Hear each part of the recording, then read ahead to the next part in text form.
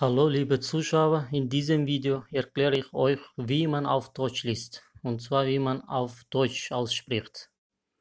Bu videoda size nemis tilinde näil okalya şowardy dur geçert. Geçen videoda okuluşlaryny aýtyp geçipdim. Bu videoda şowarada praktikada görürüz. Yani in München liegt Schnee.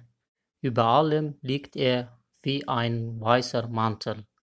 Auf den Dächern, Straßen, Plätzen und auf den Bäumen. Die Menschen laufen durch den weichen Schnee und freuen sich. In der 11. Klasse im Ludwig-Thoma-Gymnasium warten die Schüler auf die letzte Stunde Mathe. Julia, eine Schülerin, steht an dem Fenster und schaut hinaus. Es schneit, Leute, es schneit wieder, ruft sie in die Klasse. Sie liebt den Schnee. Sebastian, ein anderer Schüler, kommt zu ihr.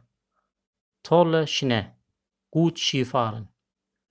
Yani siz geçen videoda okuluşlaryny ünsüren bolsaňyz, şuýda şunu tekst arkaýyn okap bilýäňiz, ýagny manysy boýunça hiç üns bermäň näme many aňlatyş boýunça bu videonyň esas maksady size dogry okutmak.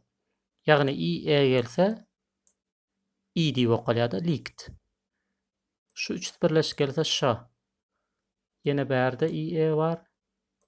Yine şeýle. I birleşse ýagny ay, Weiser. Bu saharp dedik goşmaça. Bilen u, oy diýip okalýar, Bäumen. Auf den Bäumen. Plätzen. Straßen. Ýagny saharpdan soň çekimle gelse şa diýip okalýar diýdik.